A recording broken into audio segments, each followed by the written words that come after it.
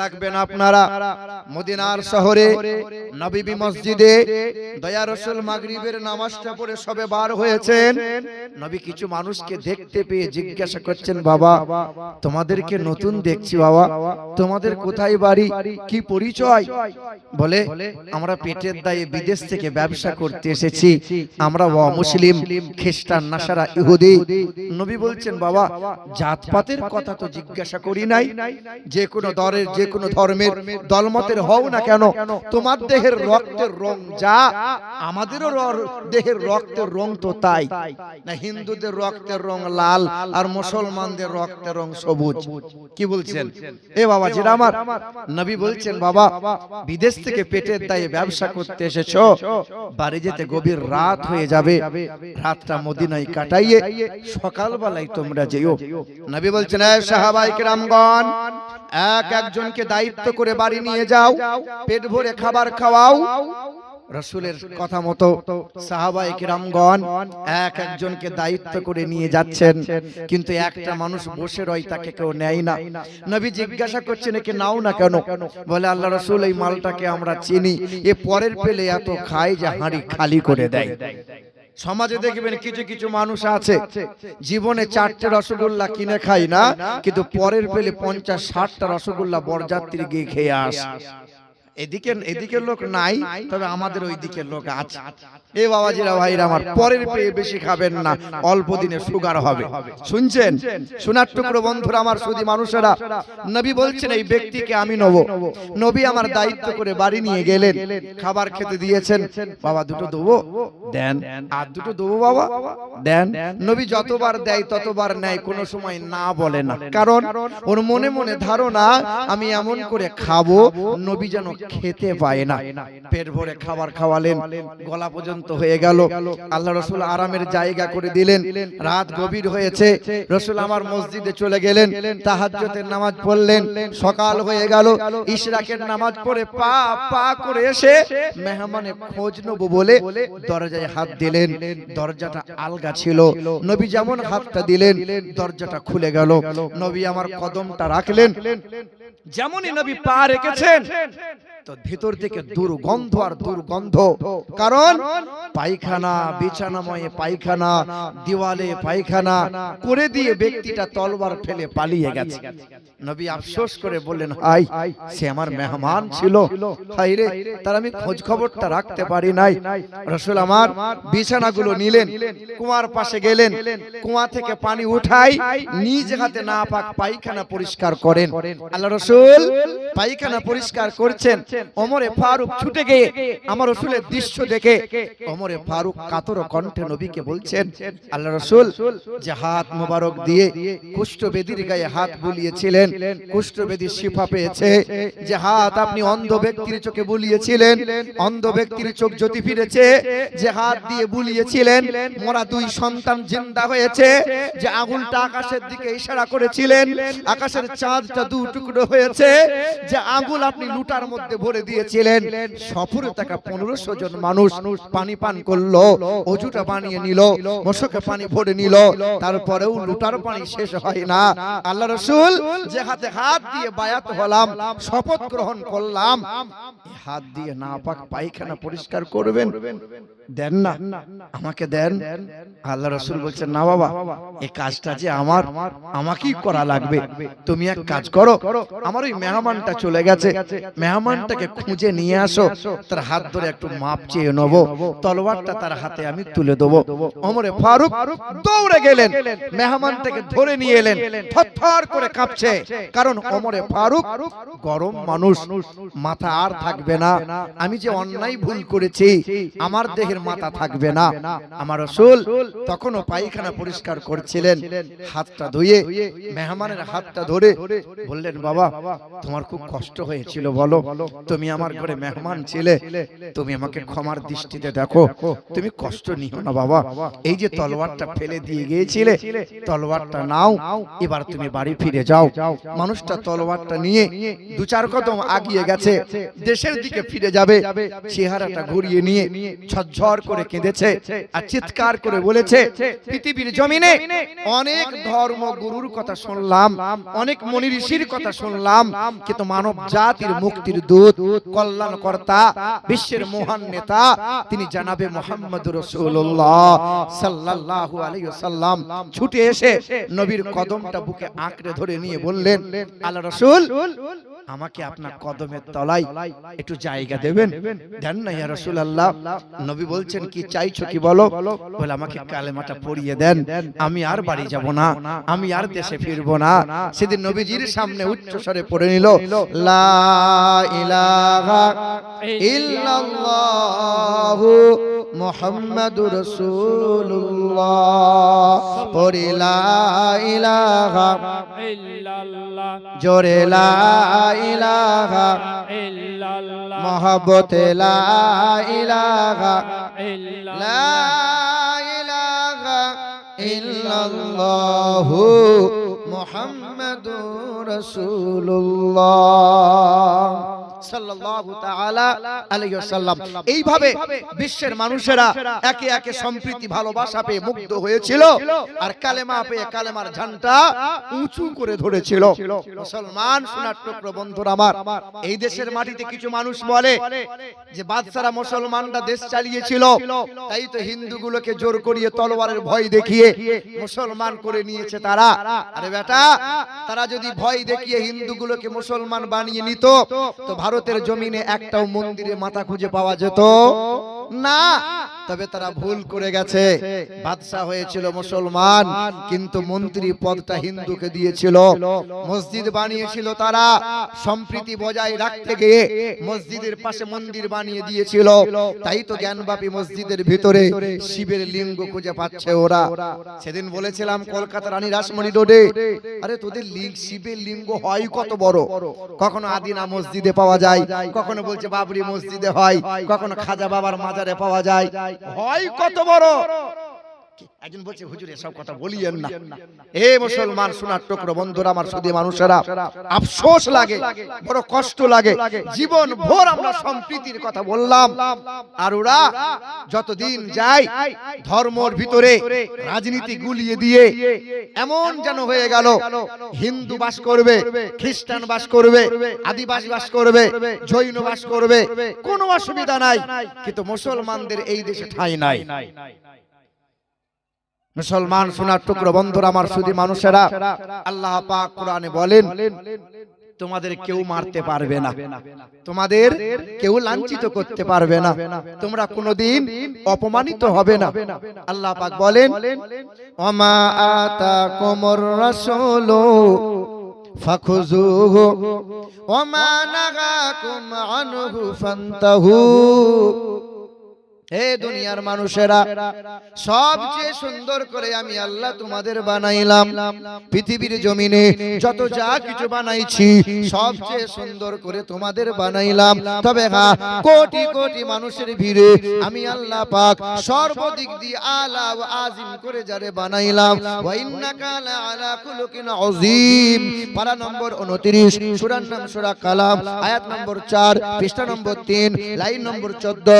আল্লাহ পাক জগতের মানুষকে জানিয়ে দিল, ওয়া ইন্নাকা লাআলা খুলুকিন আযীম।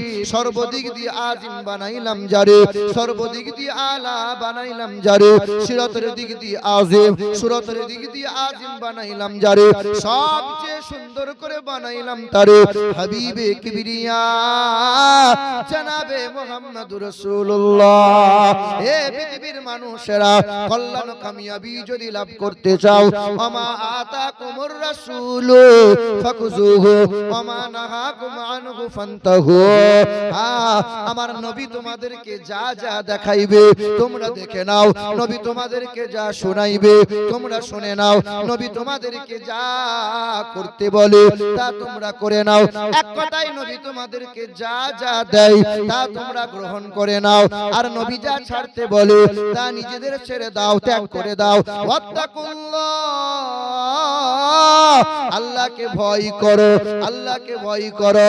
কারণ বান্দা, আসমান বানাইছি তোমার জন্য, জমিনটা বানাইছি তোমার জন্য। আসমানের সূর্যটা ফাঁকি মারে না, আকাশের চন্দ্রটা জিকিরে ফাঁকি মারে না, নক্ষত্রগুলো ফাঁকি মারে না, গাছপালা ছাগল গরুগুলো কখনো আমার আল্লাহর জিকির করতে ফাঁকি মারে না।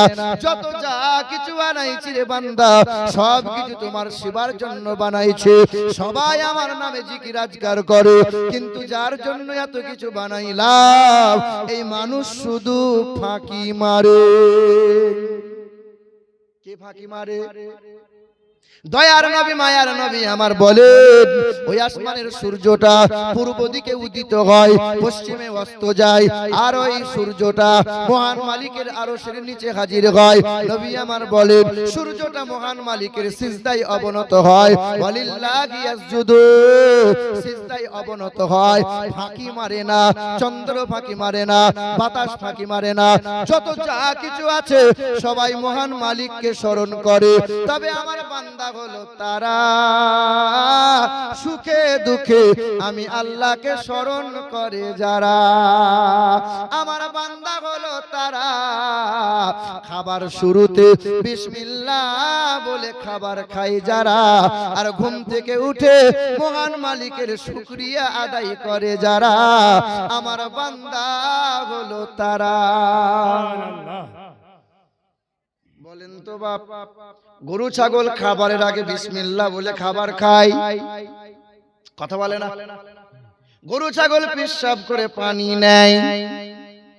গরু ছাগলকে রাতের বেলায় যৌন মিলনের পরে সকাল বেলায় ফরজ গোসল করতে হয়। কাকে করতে হয়? গরু ছাগল শোনে, কিন্তু শুনেও শুনতে পায় না। এই পৃথিবীতে থানা আছে তো মানুষের জন্য, আদালত আছে যে মানুষের জন্য, স্কুল কলেজ আছে মানুষের জন্য। গরু ছাগলের জন্য আদালত নাই, থানা নাই, চিকিৎসালয় নাই, সব কিছু মানুষের জন্য। গরু ছাগলের লজ্জা শরম নাই, মানুষের আছে না নাই? কথা বলে না? গরু ছাগলকে দু চারটে গালমন্দ দেবেন, ও যেমন কার তেমন রয়ে যাবে। কাল আপনার গরুর কানটা ধরে বলবেন, গরু, বর্ধমান থেকে আমিরুল ইসলাম এসেছিল, এই মোবাইলে রেকর্ড হয়েছে, 3 ঘন্টা বয়ান করে গেল, 2 ঘন্টা বয়ান করে গেল। গরু, তুই 2 ঘন্টা বয়ানটা শোন। গরু শুনবে, কিছু বুঝবে গরু? কথা বলে না? আপনার গরুকে কাল সকালে বলবেন, গরু, কাল আমি শ্বশুর বাড়ি যাব, 3 দিন বাড়ি আসবো না, বারান্দায় ঘাস আছে, সময় মতো খেয়ে নিবি, পিছন দিকে বাথরুম আছে, 2 টাইম বাথরুম যাবি। আপনার গরুকে যদি 2 ঘন্টা এমন কথা বুঝানো হয়, আপনার গরু কি বুঝবে? গরু দেখেও দেখতে পাই না, শুনেও শুনতে পাই না। গরু ন্যায় অন্যায় বিচার করার ক্ষমতা নাই। গরু বৈধ অবৈধ চেনে না, গরু হারাম হালাল বোঝে না, গরু পাক না পাক বোঝে না। মানুষের বাচ্চা যারা পেশাব করে পানি নেয় না যারা, ওরা হলো অমানুষের বাচ্চা, মানুষের খাতায় পড়ে না। খাওয়ার আগে বিসমিল্লাহ বলে খায় না যারা, তারা কখনো মানুষ হতে পারে না। আর পেশাব করে পানি নাই না যারা, ফরজ গোসল করে আদায় করে না যারা, মহান মালিকের সিজদায় অবনত হয় না যারা, মানুষের খাতায় তারা পড়ে না। কারণ আল্লাহ পাক বলেন, ওয়ালাকাদ যারানা লিজাহান্নামা কাসীরাম মিনাল জিন্নি ওয়াল ইনস লাহুম ইয়াফকাহুনা বিহা ওয়ালাহুম আইনুল্লাহ ইবসিরুনা বিহা ওয়ালাহুম আযানুল্লাহ ইয়াসমাউনা বিহা উলাইকা কাল আনআম। পারা নম্বর 9, পৃষ্ঠা নম্বর 13, লাইন নম্বর 1। সন্দেহ হলে কাল সকালে ইমাম সাহেবকে জিজ্ঞাসা করে দেখ। আল্লাহ পাক জগতের মানুষকে জানিয়ে দেয়, বুঝেও বোঝে না যারা, বিবেক আছে বোঝে না, দেখেও দেখে না যারা, চোখ আছে দেখে না, শুনেও শোনে না যারা, কান আছে শোনে না, তারা 4 পায়ে কুকুর বিড়াল গরু ছাগলের চাইতে খারাপ, তারা মানুষের খাতায় পড়ে না। বুঝতে পারছেন? জি জি আমরা দেখতে পাই কি পাই না? খাসিটা জবাই হয়েছে, কসাই খানাই দেখবে খাসিটাই বেঁধে ঝুলিয়ে দিয়েছে, আর ওই খাসি চায়ের চারটে গাছের পাতা চিবাচ্ছে, চামড়া কাটে, মাংস কাটে, ফিচকিরি দিয়ে রক্ত গায়ে লাগে। ও খাসি মহা আনন্দে গাছের পাতা চিবায়, ও দেখেও দেখতে পায় না এরপরে টিকিটটা যে ওর আছে, ওটা অবলা প্রাণী, তাই দেখেও দেখতে পাই না, শুনেও শুনতে পাই না, বুঝেও বোঝে না। তোমার আমার ঘরের বিবিগুলো পেট বার করে পঞ্চায়েতে যায়, ব্যাংকে যায়, বন্ধনের লোন আনতে যায়, এই মরদটা দেখেও দেখতে পাই না, বলেও বলতে পারে না। কাল থেকে লিখে দিও, কাল থেকে শুন বুঝে নিও, কাল থেকে এটাই তুমি বলে দিও, আমি পুরুষ না যে নিজের ঘরের বিবিকে পর্দাশীলা বানাতে পারলাম না। তবে এখানকার মা বোনরা তো ভালো, স্বামীর গায়ে তেল পায়ে তেল দেয়, স্বামীর কথা মতো চলে, ঠিক কিনা বলো? আমাদের বর্ধমান ডিস্ট্রিক্টের মা খালারা একটু ফ্যাশনে চলে, সারাদিন জমি জায়গা মাঠ ঘাট করে বাড়ি এসছে, সালমার মা এক গ্লাস ঠান্ডা পানি দাও, বলে কলসিতে আছে ঢেলে খাও, দেবে না। এই যে এখানকার মা বোনরা কি বলছেন, স্বামী সেবা টিবা করে না? এই বলো না, সত্যি করে বলো না, করে কি করে? করে করে করে না? এ বাবা শোনো, এবছরে নানির গ্রাম গিয়েছিলাম, আমার নানা নানি তো ছোটবেলায় মারা গেছে। দান সাদকা আত্মীয়দের আগে করতে হয়, শুনছেন বাপ? দান সাদকা আত্মীয়দের আগে করতে হয়। তো একদল মহিলা দাঁড়িয়ে আছে, আমি জিজ্ঞেস করছি মামি কি ব্যাপার? বলে বাপ ব্যাংকে গিয়েছিলাম রে, মাস শেষ, ওই 1000 করে টাকা দিচ্ছে না, তুলতে গিয়েছিলাম। ভালো কথা, মমতা দিচ্ছে, যাই বা হোক। তা বলছে বাপ ভালো তো বলছিস, কিন্তু মমতা একটা ভুল করছে না। কিরকম? বলছে আমি পাচ্ছি 1000, হ্যাঁ। সালমার মা পাচ্ছে 1000, তাও বটে। জরিনার মা পাচ্ছে 1000, হ্যাঁ, কিন্তু কুদালের মা 2000 পাবে কেন? তাই বললাম 2000 পাওয়ার একটা কারণ হলো কুদালের বাপ যে মরে গেছে, তো মা তো বেধবা ভাতা পাবে, বিবিটা পাবে না? এদিকে ভান্ডারের টাকা, এদিকে বেধবা ভাতা।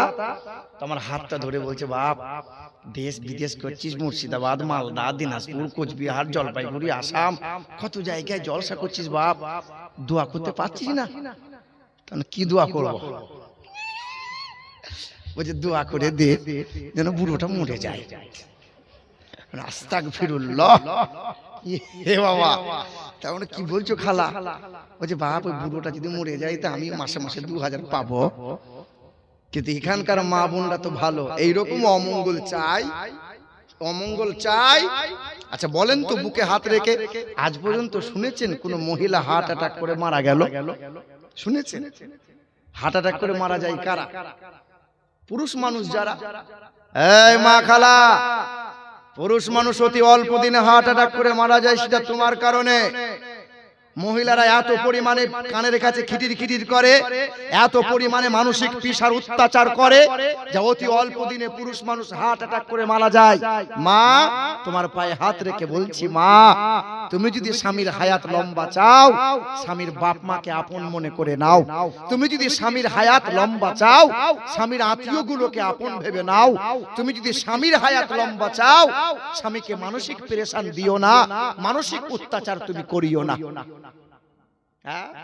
ও খালা আবার হিজাব পড়েছে, এরকম দিনদার স্বামীকে গালমন্দ করে, ও হিজাব পড়েছে, ওই হিজাব সহ জাহান্নামে যাবে। হ্যাঁ, যে মহিলা বুরকা পরে ঘুরে বেড়াচ্ছে, ও মহিলা আবার স্বামীকে তুই তুকারি করে, লজ্জা লাগে না, শরম লাগে না, হায়াও হয় না। নবী আমার বলেন ওয়াল মারআতু ইদা সাল্লাত খামসাহা ওয়া সামাত সাহরাহা ওয়া হাসানাত ফারজাহা ওয়া আতাআত যাওজাহা ফালতাদখুল মিন আই আবওয়াবিল জান্নাতি শাআ। সবচেয়ে জান্নাতে যাওয়ার সহজ রাস্তা মহিলাদের। হ্যাঁ, একটা মহিলার যদি 4 গুণ ভালো হয়, 5 ওয়াক্ত নামাজ পড়বে, রমজান মাসে রোজা রাখবে, স্বামীর সেবা করবে, মানে স্বামীর কথা মতো চলবে, স্বামীকে তুই-তুকারি করবে না, ভাষা খারাপ করবে না।